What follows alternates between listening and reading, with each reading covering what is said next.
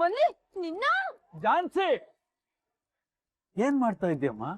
ತಾತ ನೋಡಿ ತಾತ ಎಂತ ಕೆಲಸ ಮಾಡಿದಾಳೆ. ಅಮ್ಮನ ಫೋಟೋ ಹೊಡೆದಾಕಿದಾಳೆ ಇವಳ. ನೋಡು, ಯಾಕಷ್ಟು ಕೋಪ ಮಾಡ್ಕೋತೀಯ? ಅವಳೇನ್ ಬೇಕು ಅಂತ ಈ ಕೆಲಸ ಮಾಡಿರ್ತಾಳ? ಏನೋ ಅದನ್ನ ಕ್ಲೀನ್ ಮಾಡ್ತಾ ಕೈ ಜಾರ್ ಬಿದ್ದಿರ್ಬೇಕು. ಅಮ್ಮನ ಫೋಟೋ ತಾತ. ಫೋಟೋ ಬಾ ದಿನದಿಂದ ಧೂಳ್ ಕಾಣಿಸ್ಲಿಕ್ಕತ್ತಿತ್ರಿ. ಹಾರನೂ ವಂಕಾಗಿತ್ರಿ. ಅದನ್ನ ಸೀದಾ ಮಾಡಿ ಧೂಳ್ ಕೆಡೋಣ ಅಂತ ಹೋದನ್ರಿ. ಗೊತ್ತಿಲ್ಲ ಕೈ ಜಾರ್ ಬಿತ್ರಿ. ನೋಡ್ಬಿಟ್ಟಿ, ಅಮ್ಮನ್ಗೂ ಈ ತರ ಹಾರ ಎಲ್ಲ ಹಾಕ್ಸ್ಕೊಂಡು ಇಲ್ಲಿರೋದಕ್ಕೆ ಇಷ್ಟ ಇಲ್ಲ ಅಂತ, ಅದಕ್ಕೆ ಹಾಗಾಗಿದೆ. ಬಿಡು ತಾತ, ಏನ್ ನಿಮ್ ಮಾತಿನ ಅರ್ಥ? ಮಲ್ಲಿ, ಮೊದ್ಲು ಈ ಫೋಟೋನ ತೆಗೆದಿಡು. ತಾತ ಯಾಕೆ ಹೀಗೆ ಹೇಳ್ತಿದ್ಯಾ? ನೋಡ್ ಜಾನ್ಸಿ, ಈ ಫೋಟೋ ಅಲ್ಲಿರೋದು ನನ್ಗೆ ಇಷ್ಟ ಇಲ್ಲಮ್ಮ. ಇಲ್ಲಾಂದ್ರೆ ಏನ್ ಅರ್ಥ ತಾತ? ಇಷ್ಟ ಇಲ್ಲ ಅಂತಂದ್ರೆ ಬೇಡ ಅಂತ ಅರ್ಥ. ಮಲ್ಲಿ, ಈ ಫೋಟೋ ತೆಗೆದಿಡು. ತಾತ ಈ ಫೋಟೋ ಇರ್ಬಾರ್ದು ಅಂತ ಯಾಕೆ ಹೇಳ್ತಿದ್ಯಾ? ನನ್ಗೆ ಇಷ್ಟ ಇಲ್ಲ ಅಂತ ಹೇಳಿದ್ನಲ್ಲ. ಅದೇ ತರ ಸುಮಿತ್ರಂಗೂ ಅಲ್ಲಿರೋದು ಇಷ್ಟ ಇಲ್ಲ, ಅದಕ್ಕೆ ಈ ಸ್ಥಿತಿ ಬಂದಿರೋದು ಆ ಫೋಟೋಗೆ. ಅಮ್ಮ ನನ್ ಪಾಲಿಗಿಲ್ಲ. ಫೋಟೋನ ಇರ್ಬಾರ್ದು ಅಂದ್ರೆ ಏನ್ ಅರ್ಥ ತಾತ? ಇಲ್ಲ ಅಂತ ಹೇಳ್ಬೇಡ ಜಾನ್ಸಿ. ಇಲ್ದೇ ಇರೋರ್ನ ಇದಾರೆ ಅಂತ ಹೇಳಕ್ಕಾಗುತ್ತಾ? ಜಾನ್ಸಿ, ಆತರ ಮಾತಾಡ್ಬೇಡ. ಇಲ್ದೇ ಇರೋರು ಅಂತ ನೀ ಹೇಳ್ಬೇಡ. ಅಂದ್ಮೇಲೆ ಇದಾರೆ ಅಂತ ಹೇಗೆ ಹೇಳಿ? ಅಮ್ಮ ಬದುಕಿಲ್ಲ ತಾನೆ? ಬದುಕಿದ್ದಾಳೆ. ನನ್ನ ತಂಗಿ ಮಗಳು ಸುಮಿತ್ರ ಸತ್ತಿಲ್ಲ, ಬದುಕಿದ್ದಾಳೆ.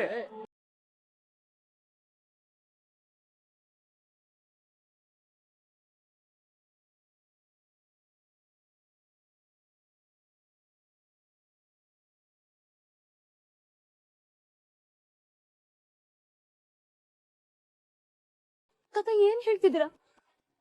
ಅಮ್ಮ ಬದುಕಿದಾರ? ಹೇಳಿ ತಾತ.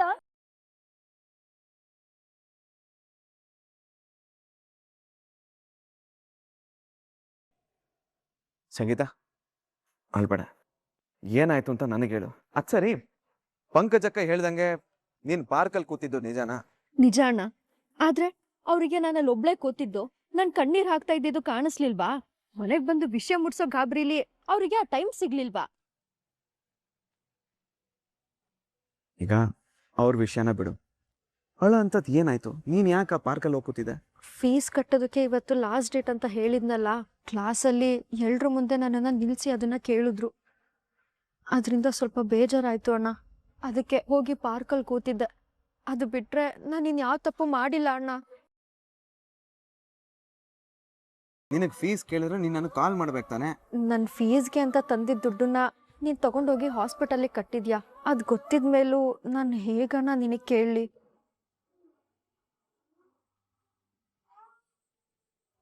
ಅಯ್ಯೋ ದಡ್ಡಿ, ಹಾಗಂತ ಈ ರೀತಿ ಬೇಜಾರು ಮಾಡ್ಕೊಂಡ್ರೆ ಎಲ್ಲ ಸರಿ ಹೋಗುತ್ತಾ? ನೋಡ್ ಸಂಗೀತ, ನಮ್ದು 1000 ಇರ್ಲಿ, ನೀನೇನು ತಲೆ ಕೆಡಿಸ್ಕೋಬೇಡ. ಏನೇ ಇದ್ರು ಧೈರ್ಯವಾಗಿ ನನ್ನ ಹತ್ರ ಹೇಳು. ನೀನು ಮನುಷ್ಯನೇ ತಾನೆ, ನೀನೇನ್ ಬಂಡೆ ಕಲ್ಲ ಅಲ್ಲ ಅಲ್ವಾ? ಎಷ್ಟ್ ನೋವು ಅಂತ ನೀನು ತಾನೇ ಸಹಿಸ್ಕೊಂತೀಯ. ನನಗೆಷ್ಟೇ ನೋವಾದ್ರೂ ಚಿಂತೆ ಇಲ್ಲ ಸಂಗೀತ, ಆದ್ರೆ ನೀನ್ ನೋವು ಪಡೋದನ್ನ ನನ್ನಿಂದ ನೋಡೋದಕ್ಕಾಗಲ್ಲ. ಈಗ ಆಲ್ರೆಡಿ ಅದಕ್ಕೆ ವಿಷಯದಲ್ಲಿ ತುಂಬಾ ದೊಡ್ಡ ಪ್ರಾಬ್ಲಮ್ ಅಲ್ಲಿ ಸಿಕ್ಕಾಕೊಂಡು ಆ ನೋವನ್ನೇ ತಿಂತಾ ಇದ್ಯಾ. ಅಲ್ಲಿ ಅವ್ರ ಹತ್ರನೂ ನೀನ್ ಹ್ಯಾಂಡಲ್ ಮಾಡ್ಬೇಕು, ಇಲ್ಲಿ ನಮ್ ಬಗ್ಗೆನೂ ತಲೆ ಕೆಡಿಸ್ಕೋಬೇಕು. ರಾಘು, ಸಂಗೀತ ಹೇಳ್ತಾ ಇರೋದ್ರದ್ದು ಅರ್ಥ ಇದೆ ಕಣು. ನೀನು ಒಬ್ನೇ ಎಷ್ಟು ಅಂತ ಕಷ್ಟಪಡ್ತೀಯೋ. ಇದು ನನ್ನ ಕುಟುಂಬ. ಈ ಕುಟುಂಬಕ್ಕೋಸ್ಕರ ನಾನು ಏನೇ ಮಾಡಿದ್ರು ಅದು ನನಗೆ ಕಷ್ಟ ಅನ್ಸಲ್ಲ. ಅದು ನನ್ನ ಜವಾಬ್ದಾರಿ, ಅದು ನನ್ನ ಕರ್ತವ್ಯ. ಝಾನ್ಸಿ ಮೇಡಮ್ ಕೂಡ ನನ್ನ ಕುಟುಂಬನೇ ಆಗಿರೋದ್ರಿಂದ ನಾನು ಅವರನ್ನು ಹ್ಯಾಂಡಲ್ ಮಾಡ್ತೀನಿ. ಹಾಗೆ ನಿಮಗೇನು ಬೇಕೋ ಅದನ್ನು ಮಾಡ್ತೀನಿ. ನೋಡು, ನಾಳೆನೇ ನೀನು ಫೀಸ್ ಕಟ್ತೀನಿ. ಈ ರೀತಿ ಯೋಚನೆ ಎಲ್ಲ ಬಿಟ್ಟು ಚೆನ್ನಾಗಿ ಓದ್ಕೊ. ಸರಿ ಅಣ್ಣ. ನೋಡಿ ಚಿಕ್ಕಮ್ಮ, ಮೊದಲು ನಮ್ಮ ಮನೆ ಮಕ್ಕಳ ಮೇಲೆ ನಾವು ನಂಬಿಕೆ ಇಡಬೇಕು. ಈ ರೀತಿ ದುಡ್ಕಿ ಒಡೆಯೋದು ಬಡಿಯೋದು ಈ ರೀತಿ ಎಲ್ಲ ಮಾತಾಡೋದು ದಯವಿಟ್ಟು ಮಾಡಬೇಡಿ. ಏಕೆಂದರೆ ನಮ್ಮನೆಯವರೇ ನಮ್ಮನ್ನ ಅನುಮಾನದಲ್ಲಿ ನೋಡಿದಾಗ ಮನಸ್ಸಿಗೆ ತುಂಬ ಬೇಜಾರಾಗತ್ತೆ. ಸರಿನಪ್ಪ, ಏನೋ ಪಕ್ಕದ ಮನೆಯವ್ರ ಮಾತು ಕೇಳಿ ದುಡುಕ್ಬಿಟ್ಟೆ. ಇನ್ಮೇಲೆ ಹೀಗೆಲ್ಲ ಮಾಡಲ್ಲ ರಾಘು. ಯಾರು ನನ್ನ ಬಗ್ಗೆ ತಲೆ ಕೆಡಿಸ್ಕೊಬೇಡಿ, ನಾನೇ ನೋಡ್ಕೋತೀನಿ. ಸಂಗೀತ, ನೀನು ಫ್ರೆಶ್ ಅಪ್ ಆಗು. ಸರಿ ಅಣ್ಣ.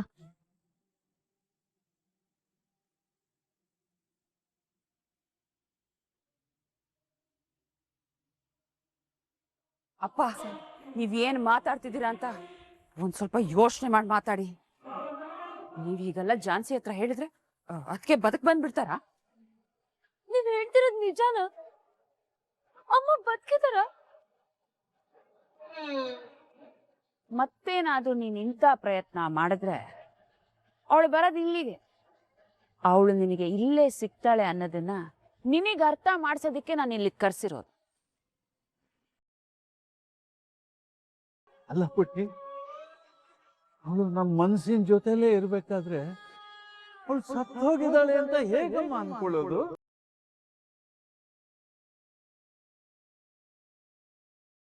ನೆನಪು ನಮ್ಮ ಜೊತೆಲೇ ಇರ್ಬೇಕಾದ್ರೆ ಅವಳಿಗೆ ಸಾವು ಹೇಗ್ ಬರೋಕ್ ಸಾಧ್ಯಮ್ಮ? ಸಾವು ಬರೋದು ಬರೀ ದೇಹಕ್ಕೆ, ಆತ್ಮಕ್ಕಲ್ಲ. ಆತ್ಮ ನಮ್ಮ ಜೊತೆಲೇ ಇರುವಾಗ ಅಮ್ಮ ಸತ್ತಿದ್ದಾಳೆ ಅಂತ ಯಾಕೆ ಅನ್ಕೋಬೇಕು? ಆದ್ರೂ ಅಮ್ಮ ಇವಾಗ ನಮಗ್ ನೆನ್ಪಷ್ಟೇ ಅಲ್ವಾ ತಾತ? ನಾವ್ ಏನೇ ಅನ್ಕೊಂಡ್ರು ಅವ್ರು ವಾಪಸ್ ಬರೋಣ ಅಂದ್ಮೇಲೆ ಬದುಕಿದ್ದಾರೆ ಅನ್ಕೊಂಡ್ರೆ ಏನ್ ಪ್ರಯೋಜನ ತಾತ? ಈ ಪ್ರಶ್ನೆಗೆ ನನ್ನ ಹತ್ರ ಉತ್ತರ ಇಲ್ಲ. ಇದೆಲ್ಲ ಏನ್ ಬೇಕಾದ್ರೂ ತಿಳ್ಕೊಳ್ಳಿ, ನನ್ನ ಸೊಸೆ ಸತ್ತಿಲ್ಲ, ಬದುಕಿದ್ದಾಳೆ, ನಮ್ ಜೊತೆಲೇ ಇದ್ದಾಳೆ ಅಂತ ನಾನು ಅನ್ಕೊಳ್ತೀನಿ. ನಿಮ್ ಮನ್ಸಿಗೆ ಏನ್ ಸಮಾಧಾನ ಅನ್ಸುತ್ತೋ ಹಾಗೆ ಮಾಡಿ. ನಾನು ಹೇಳ್ತಾ ಇದ್ದೀನಿ, ಕೇಳಿಸ್ಕೊಳ್ಳಿ. ನನ್ನ ಸೊಸೆ ಫೋಟೋ ಇಲ್ಲಿ ಇರಬಾರ್ದು, ಅದಕ್ಕೆ ಹಾರನೂ ಹಾಕಬಾರ್ದು.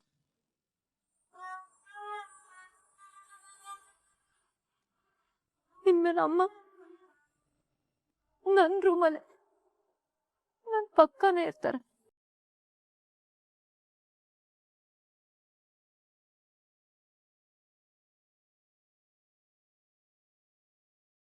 ಸಾರಿ ಅಮ್ಮ, ಇನ್ನೊಂದ್ಸಲ ಈಗ ಆಗದೆ ಇರೋಗೆ ನಾನು ನೋಡ್ಕೋತೀನಿ.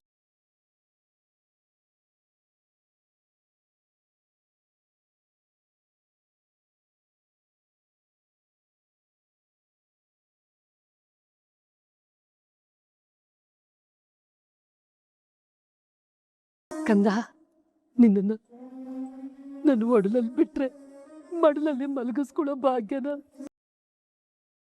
ಆ ಪಾಪಿ ನನಗ್ ಕೊಡ್ಲಿಲ್ಲ.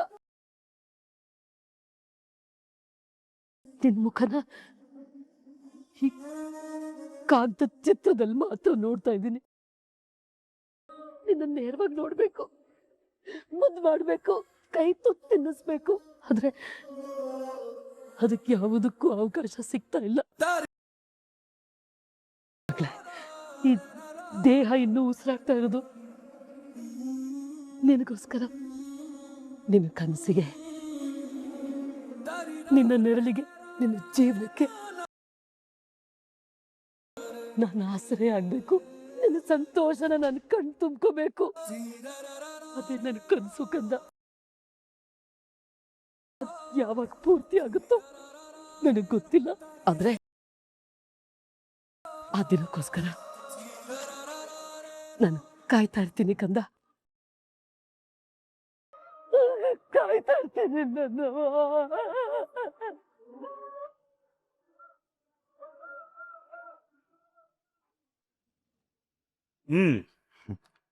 ಥ್ಯಾಂಕ್ ಯು ಸೋ ಮಚ್ ವಾಸಣ್ಣ. ನಾನು ಕಷ್ಟದಲ್ಲಿದ್ದಾಗ ನೀವು ನನ್ನ ಕೈ ಹಿಡ್ದಿದ್ದೀರಾ. ನಾನಿರೋ ಜಾಗಕ್ಕೆ ನಿಮ್ಮನ್ನು ಕರ್ಸ್ಕೊಂಡೆ ಅಂತ ದಯವಿಟ್ಟು ಬೇಜಾರು ಮಾಡ್ಕೋಬೇಡಿ. ನಾನು ಇನ್ನೂ ಹೊಸದಾಗಿ ಕೆಲ್ಸಕ್ಕೆ ಸೇರ್ಕೊಂಡಿದ್ದೀನಲ್ವಾ, ಪರ್ಮಿಷನ್ ಸಿಗೋದು ತುಂಬ ಕಷ್ಟ ವಾಸಣ್ಣ. ನೋಡ್ರಾಗೋ, ನಾನು ನಿನ್ನ ಬೆಲೆ ಕೊಟ್ಟು ಇಲ್ಲಿವರೆಗೂ ಬಂದಿದ್ದೀನಿ ಅಂದರೆ ಅದು ನೀನು ನಂಬಿಕಸ್ತ ಅನ್ನೋ ಒಂದೇ ಒಂದು ಕಾರಣಕ್ಕೆ. ಇವತ್ತಿನ ಕಾಲದಲ್ಲಿ ಸಾಲ ಕೊಟ್ಟು ಅಲ್ಲೋದಕ್ಕಿಂತ ನಿನ್ನಂಥವ್ನು ಹುಡ್ಕೊಂಬಂದು ಸಾಲ ಕೊಟ್ಟರೆ ಕೂತಿ ಜಾಗದಲ್ಲೇ ಬಡ್ಡಿ ಎಣಿಸ್ಕೋಬೋದು ಅನ್ನೋ ಒಂದು ಧೈರ್ಯ. ಆದಷ್ಟು ಬೇಗ ನಾನು ನಿಮ್ಮ ದುಡ್ಡನ್ನು ವಾಪಸ್ ಕೊಟ್ಬಿಡ್ತೀನಿ. ನೋಡಪ್ಪ, ನೀನು ದುಡ್ಡು ಬಗ್ಗೆ ಯೋಚನೆ ಮಾಡಬೇಡ, ಕರೆಕ್ಟಾಗಿ ಬಡ್ಡಿ ಒಂದು ಕಟ್ಕೊಂಡು ಹೋದ್ರೆ ಸಾಕು.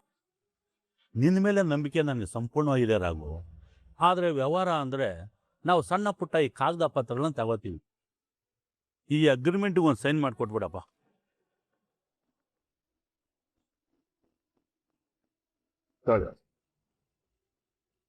ರಾಘು, ಇದರಲ್ಲಿ 2 ಲಕ್ಷ ಇದೆ, ನೀನು ಒಂದ್ಸಲ ಎಣಿಸ್ಕೊಂಬಿಡು.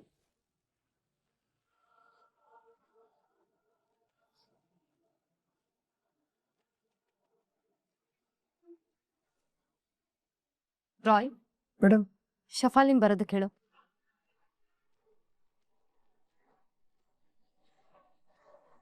ಶಫಾಲಿ.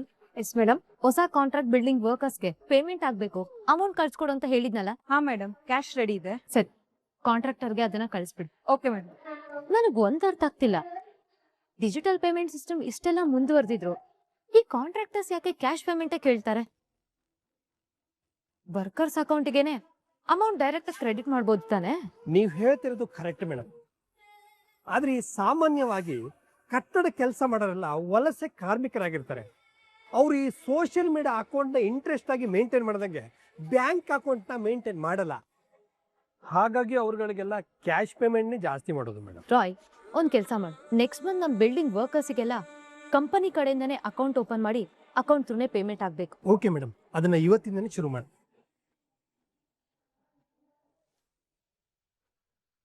ಈ ಅನಿತಾ ಕಣ್ ತಪ್ಸಿ ನೀನ್ ಸಂಸಾರ ಶುರು ಮಾಡ್ಬೇಕು ಅನ್ನೋ ಕಾರಣಕ್ಕೆ ತವ್ರ ಮನೆಗ್ ಹೋದ್ರೆ ಈ ಅನಿತಂಗ್ ಗೊತ್ತಾಗಲ್ಲ ಅನ್ಕೊಂಡಿದ್ಯಾ? ಆದ್ರೆ ಈ ಅನಿತಾಗೆ ನೀ ಬಿಡೋ ಪ್ರತಿಯೊಂದು ಹೆಜ್ಜೆನೂ ಗೊತ್ತಾಗತ್ತೆ.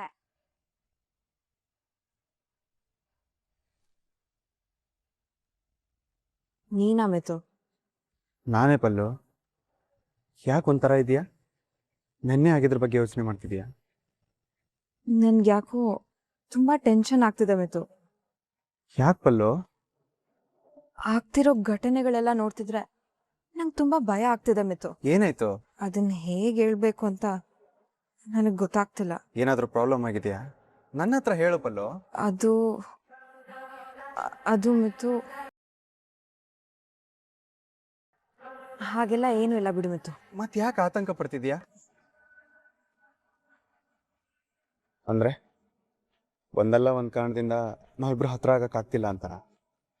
ಅಡೆತಡೆಗಳು ಬರ್ಬೋದಷ್ಟೆ, ಆದ್ರೆ ನಮ್ಮಿಬ್ಬರನ್ನ ದೂರ ಮಾಡೋದಕ್ಕೆ ಯಾರಿಂದನೂ ಸಾಧ್ಯ ಇಲ್ಲ. ಅದ್ ನನ್ಗೂ ಗೊತ್ತು ಮಿತು, ಆದ್ರೆ ನೆನ್ನೆ ಆಗಿರೋ ಘಟನೆಯಿಂದ ನಿನ್ ಮನ್ಸಿಗೆ ಎಷ್ಟು ನೋವಾಗಿರ್ಬೋದು ಅಂತ ನನಗೆ ಗೊತ್ತು ಪಲ್ಲು. ಡೋಂಟ್ ವರಿ, ಇವಾಗ ಅಪ್ಪ ಹುಷಾರಾಗಿದ್ದಾರೆ, ಇವಾಗ ಏನು ತೊಂದರೆ ಇಲ್ಲ. ಆದ್ರೂ ಮಿತು, ಸಂಸಾರ ಶುರು ಆಗ್ಲಿಲ್ಲ, ಅದು ಈ ಮನೇಲಿ ಸಾಧ್ಯ ಇಲ್ಲ ಅಂತ ನಿನಗೂ ಗೊತ್ತು. ಅದಕ್ಕೆ ಬೇರೆ ಒಂದು ಪ್ಲಾನ್ ಮಾಡಿದ್ದೀನಿ ಪಲ್ಲು. ಆ ವಿಷಯನ ಆಲ್ರೆಡಿ ಅಪ್ಪ ಅಮ್ಮನ ಜೊತೆ ಮಾತಾಡಿದ್ದೀನಿ. ಹೌದಾ? ಬೇರೆ ಏನ್ ಪ್ಲಾನ್ ಮಾಡಿದ್ಯಾ ಮಿತು? ಮುಂದಿನ ವಾರ ಕಂಪ್ನಿ ಮೀಟಿಂಗ್ ಇದೆ ಅಂತ ಅನಿತಾಗ ಇವತ್ತಿಂದಾನೇ ಹೇಳ್ತೀನಿ. ಆ ಟೈಮಲ್ಲಿ ನೀನು ನಿನ್ನ ತವ್ರ ಮನೆಗೆ ಹೋಗಿರು. ನಾನು ಅಲ್ಲಿಗೆ ಬಂದು ನಿನ್ನ ಡೈರೆಕ್ಟಾಗಿ ಗೋವಾ ಕರ್ಕೊಂಡು ಹೋಗ್ತೀನಿ. ಅಲ್ಲಾದ್ರೂ ನಾವಿಬ್ರು ನೆಮ್ಮದಿಯಾಗಿ ಖುಷಿಯಾಗಿದ್ದು ಬರೋಣ. ಇದೆಲ್ಲ ಆಗುತ್ತಾ ಮಿತು? ಯಾವಾಗ ನಮ್ಮಿಬ್ರು ಮನಸ್ಸು ಒಂದಾಗೋಯ್ತೋ ಆಗ್ಲೇ ನಾವಿಬ್ರು ಒಬ್ರಾಗೋಗಿದ್ದೀವಿ. ಜಾಸ್ತಿ ತಲೆ ಕೆಡ್ಸ್ಕೋಬೇಡ. ನೆಕ್ಸ್ಟ್ ವೀಕ್ ಗೋವಾಗೆ ಹೋಗೋದಕ್ಕೆ ರೆಡಿ ಆಗಿರು. ಓಕೆ ಮಿತು. ಈ ನಿನ್ ತಂಗಿ ದುಃಖಕ್ಕಿಂತ ನಿನ್ಗೆ ನಿನ್ ಸಂತೋಷನೇ ಮುಖ್ಯ ಅಲ್ವಾ ಅಣ್ಣ? ನನ್ ಡಿಸ್ಟರ್ಬೆನ್ಸ್ ಇಲ್ದಾಗೆ ಖುಷಿಯಾಗಿ ಹನುಮೂನ್ ಮಾಡ್ಕೊಳ್ಳೋದಕ್ಕೆ ಈ ಅನಿತಾನ ದಾಟಿ ಗೋವಾಗ್ ಹೋಗ್ತ್ಯಾ? ಅದ್ ಹೇಗ್ ಹೋಗ್ತ್ಯಾ ನಾನು ನೋಡ್ತೀನಿ.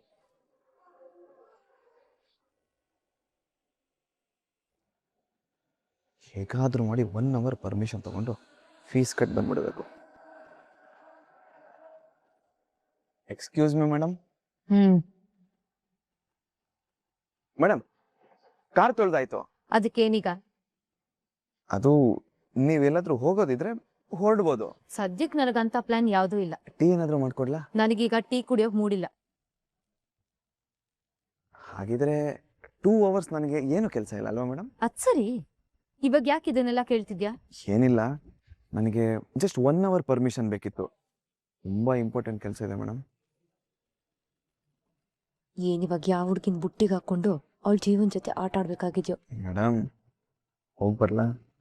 ತಲೆ ಹೋಗೋಂಥದ್ದು ಏನಿದ್ಯೋ? ಸದ್ಯಕ್ಕೆ ನನ್ನ ಮನಸ್ಥಿತಿ, ಮನೆ ಸ್ಥಿತಿ, ಮನೆ ಸ್ಥಿತಿ ಯಾವುದೂ ಸರಿಯಾಗಿಲ್ಲ ಮೇಡಮ್. ನೀವು 1 hour ಪರ್ಮಿಷನ್ ಕೊಟ್ರೆ ಎಲ್ಲ ಸರಿ ಹೋಗುತ್ತೆ. ಪ್ಲೀಸ್ ಮೇಡಮ್, ನನ್ನ ಕಷ್ಟ ಅರ್ಥ ಮಾಡ್ಕೊಳ್ಳಿ. ಸಂಜೆ 6 ಗಂಟೆ ಆಗಿದ ತಕ್ಷಣ ಡ್ಯೂಟಿ ಮುಗೀತು ಅಂತ ಮಧ್ಯ ರೋಡಲ್ಲಿ ಕಾರ್ ನಿಲ್ಸಿ ಹೋಗಿದ್ ಪುಣ್ಯಾತ್ಮ ನೀನೇ ಅಲ್ವಾ? ಮೇಡಮ್, ಅದು ಲುಕ್, ನೀನ್ ಹೇಗೆ ಟೈಮ್ ಇಂಪಾರ್ಟೆಂಟ್ ಅಂತ ಹೇಳ್ತಿದ್ಯೋ ಹಾಗೆ ಮಾರ್ನಿಂಗ್ 9 to 6 ಡ್ಯೂಟಿ ಅವರ್ಸ್ ಅಲ್ಲಿ ಎಲ್ಲೂ ಹೋಗೋ ಹಾಗಿಲ್ಲ. ಅಲ್ಲ ಮೇಡಮ್, ನಾನು ಅವತ್ತು ಡ್ರಾಪ್ ಮಾಡದ್ನಲ್ಲ, ಅದು ನನ್ನ ಈಗೋನ ಹರ್ಟ್ ಮಾಡಿ ಅಂದ್ಮೇಲೆ ಪರ್ಮಿಷನ್ ಸಿಗಲ್ಲ. Out. Madam please madam. Get out.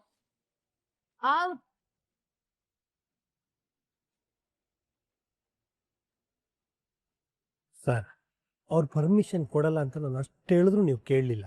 ಇವಾಗ ನೋಡಿದ್ರಾ? ಸರ್ ಒಂದು ಕೆಲಸ ಮಾಡಲಾ, ನಾನೇ ಕೊಟ್ಟು ಬರಲ್ಲ? ವೆರಿ ಗುಡ್ ಐಡಿಯಾ, ಹಾಗೆ ಮಾಡು. ಒಂದು ನಿಮಿಷ. ರಾಯ್, ಮೇಡಮ್ 11:30ಗೆ ಕಾನ್ಫರೆನ್ಸ್ ಅರೇಂಜ್ ಮಾಡು. Okay madam. Shifali. Yes madam. Amount ಬೇಗ ಕಳ್ಸ್ಕೊಡು. ಏನ್ ಸರ್, ನಾನು ಹೋಗಿ ಕೊಟ್ಟು ಬರೋಣ ಅಂದ್ರೆ ಮೇಡಮ್ ಬಂದು ಇನ್ನೊಂದು ತಾಪತ್ರೆಯೇ ತಂದಿಟ್ರು. ಈಗ ಕಾನ್ಫರೆನ್ಸ್ ಶುರುವಾದ್ರೆ ಮುಗಿಯಕ್ಕೆ ಎಷ್ಟು ಟೈಮ್ ಆಗುತ್ತೋ ಏನೋ. ಬಾಯ್, ನೀನು ಹೋಗಿ ಕಾನ್ಫರೆನ್ಸ್ ಅರೇಂಜ್ ಮಾಡು, ನೋಡೋಣ ಏನು ಮಾಡಬೇಕು ಅಂತ ನಾನು ಯೋಚನೆ ಮಾಡ್ತೀನಿ. ರಾಜಣ್ಣ, ಈ ಕ್ಯಾಶ್ನ ಹೊಸ ಕನ್ಸ್ಟ್ರಕ್ಷನ್ ನೋಡ್ಕೋತಿದಾರಲ್ಲ ಆ ಕಾಂಟ್ರಾಕ್ಟ್ಗೆ ಕೊಟ್ಬಿಡಿ. Okay madam. ಇದೊಂದು ಸಿಗ್ನೇಚರ್ ಹಾಕ್ತೀನಿ.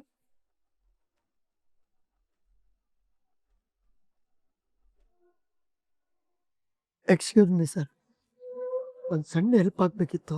ಅದೇನು ಹೇಳಿ. ಯಾಕೋ ಮೈ ಕೈಯೆಲ್ಲ ನೋವ್ತಿದೆ ಸರ್, ಜ್ವರ ಬಂದಾಗಿದೆ, 2-3 ಸಲ ವಾಮಿಟ್ ಎಲ್ಲ ಆಯಿತು.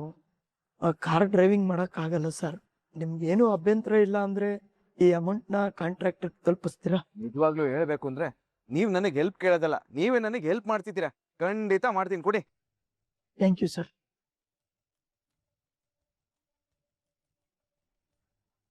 ಹೇಳು ಶಫಾಲಿ. ಎಲ್ಲ ನಮ್ಮ ಪ್ಲಾನ್ ಪ್ರಕಾರನೇ ಆಗಿದೆ.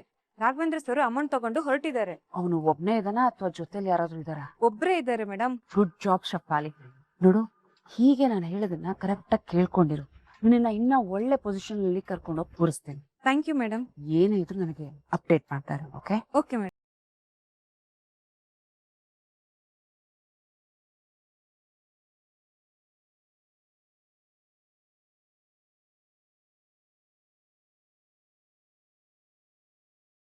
ಹಾ ಸಂಗೀತ, ಅಣ್ಣ ಫೀಸ್ ಕಟ್ಟೋ ದುಡ್ಡು ಅರೇಂಜ್ ಆಗಿದೆ, ನೀನೇನು ತಲೆ ಕೆಡ್ಸ್ಕೋಬೇಡ, ಆರಾಮಾಗಿ ಕ್ಲಾಸ್ಗೆ ಹೋಗು. ಅಣ್ಣ, ಅಮೌಂಟ್ ಅರೇಂಜ್ ಮಾಡೋದಕ್ಕೆ ನಿನ್ಗೇನು ರಿಸ್ಕ್ ಆಗಿಲ್ಲ ತಾನೆ? ನೀನಿನ್ನೂ ಚಿಕ್ಕೋಳು, ಸುಮ್ಮನೆ ಅಡ್ಗುಳಜ್ಜಿ ಥರ ಯೋಚನೆ ಮಾಡಬೇಡ, ನೆಮ್ಮದಿಯಾಗಿರು. ಆದ್ರೂ ಒಂದಿನದಲ್ಲಿ ಇಷ್ಟೊಂದು ಅಮೌಂಟ್ನ ಹೇಗೆ ಅರೇಂಜ್ ಮಾಡಿದೆ ಅಣ್ಣ? ಸಂಗೀತ, ನಾನು ಹೇಳ್ದೆ ತಾನೆ, ಅದ್ರ ಬಗ್ಗೆ ಎಲ್ಲ ಯೋಚನೆ ಮಾಡಬೇಡ. ಫಸ್ಟ್ ಆಫ್ ಆಲ್ ನಿಂಗಿದು ಬೇಡದೇ ಇರೋ ವಿಷಯ. ನೀನು ಕಾಲೇಜ್ ಫೀಸ್ ಕಟ್ಟಿ ನೀನು ಕಾಲೇಜಿಗೆ ಕಳಿಸ್ಬೇಕಾಗಿರೋದು ನನ್ನ ಜವಾಬ್ದಾರಿ, ನನ್ನ ಕರ್ತವ್ಯ. ನೀನು ಅದ್ರ ಬಗ್ಗೆ ತಲೆ ಕೆಡ್ಸ್ಕೊಬೇಡ, ನಾನು ನಿಭಾಯಿಸ್ತೇನೆ. ನೀನು ಚೆನ್ನಾಗಿ ಓದಿ ನಮ್ಮ ಆಸೆ ಕನಸುಗಳನ್ನ ನೆರವೇರಿಸ್ಬೇಕು. ನೀನು ಅದನ್ನ ಕರೆಕ್ಟಾಗಿ ಮಾಡು, ಅರ್ಥ ಆಯ್ತು ತಾನೆ?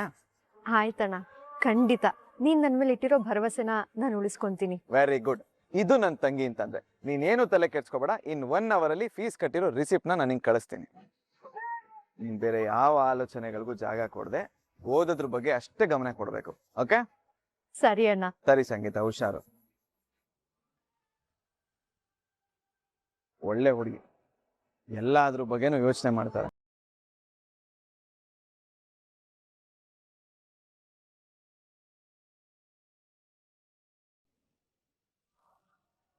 ರಾಯ್, ಒಂದು ಟೀ ತರೋದಕ್ಕೆ ಹೇಳು. ಸರಿ ಮೇಡಮ್, ಕಮೆನ್. ಮಲ್ಲಮ್ಮ, ನಿನಗೆ ಯಾರು ಟೀ ತರಕ್ ಹೇಳಿದ್ದು? ರಾಯ್ ತರ ಹೇಳಿದ್ರು. ರಾಯ್ ಮೇಡಮ್, ಯಾಕೆ ಟೀ ಚೆನ್ನಾಗಿಲ್ವಾ? ಮಲ್ಲಮ್ಮ, ಟೀ ಚೆನ್ನಾಗಿ ಮಾಡ್ಕೊಡ್ಬೇಕಂತ ಅಷ್ಟು ಗೊತ್ತಾಗಲ್ವ ನಿನಗೆ? ರಾಯ್, ನನಗ್ ಟೀ ತರ್ಬೇಕಾಗಿರೋದು ಯಾರು? ಮೇಡಮ್, ಅದು ಆ ಡ್ರೈವರ್ಗ್ ತಾನೇ ಹೇಳಿರೋದು, ಅವನ್ ತಾನೇ ಮಾಡ್ಕೊಂಡ್ ಬರ್ಬೇಕಾಗಿರೋದು. ಎಲ್ಲಿ ಅವನು? ಅದೇ ಮೇಡಮ್, ಆ ಕಾಂಟ್ರಾಕ್ಟರ್ಗೆ ದುಡ್ಡು ಕೊಟ್ಟು ಬರಕ್ಕೆ ಹೋಗಿದ್ದಾರೆ ಅವರು. ವಾಟ್? ಅವನು ಹೋಗಿದಾನ? ಹೌದು ಮೇಡಮ್, ಅವರೇ ಹೋಗಿದ್ದಾರೆ. ಅವನನ್ ಯಾರು ಹೋಗೋದಕ್ಕೆ ಹೇಳಿದ್ದು? ನೀವ್ ಹೋಗಿ. ಶಫಾಲಿ. Yes madam. ಯಾಕೆ ಹೊಸ ಡ್ರೈವರ್ ಕೈಲಿ ದುಡ್ಡು ಕೊಟ್ಟು ಕಳ್ಸಿದ್ಯಾ? ಇಲ್ಲ ಮೇಡಮ್, ನಾನು ರಾಜವ್ರ ಕೈಯಲ್ಲೇ ಕ್ಯಾಶ್ ಕೊಟ್ಟು ಕಳ್ಸಿರೋದು. ಅದ್ರ ಬಗ್ಗೆ ನನ್ಗೇನು ಗೊತ್ತಿಲ್ಲ ಮೇಡಮ್, ಬಟ್ ಕ್ಯಾಶ್ ತಗೊಂಡು ಅವರೇ ಹೋಗಿದ್ದಾರೆ. ರಾಜು, ಮೇಡಮ್, ಡ್ರೈವರ್ ಕೈಲಿ ಕ್ಯಾಶ್ ಯಾಕೆ ಕೊಟ್ಟು ಕಳ್ಸಿದ್ಯಾ? ಓಕೆ, ಇನ್ಮೇಲೆ ಅವನ ಕೈಲೇ ಎಲ್ಲಾ ಕೆಲಸ ಮಾಡಿಸ್ತೀನಿ. ನೀನ್ ಸೈಟ್ ಅಲ್ಲಿ ಕೆಲಸ ಮಾಡು. ಔಟ್. ಸಾರಿ ಮೇಡಮ್, ಪಾಪ ಅವ್ರೇನು ಮುಖ್ಯವಾದ ಕೆಲಸ ಇದೆ ಅಂತ ಹೇಳಿದ್ರು, ಹಾಗಾಗಿ ಈ ಕ್ಯಾಶ್ನ ನಾನೇ ಕೊಟ್ಟು ಬರ್ತೀನಿ ಅಂತ ಹೇಳಿದ್ರು. ಹಾಗೆ ಅವ್ರ ಕೆಲಸನೂ ಮುಗಿಸ್ಕೊಂಡು ಬರ್ತೀನಿ ಅಂತ ಹೇಳಿದ್ರು ಮೇಡಮ್. ಅದಕ್ಕೆ ನಿನ್ನ ಸಂಬಳ ಕೊಟ್ಟು ಇಟ್ಕೊಂಡಿರೋದು ಇದೇ ಕೆಲ್ಸಕ್ಕೆ ಅಲ್ವಾ? ಕ್ಯಾಶ್ ಡಿಸ್ಟ್ರಿಬ್ಯೂಷನ್ ಮಾಡತ್ತಾನೆ ನಿನ್ ಕೆಲ್ಸ.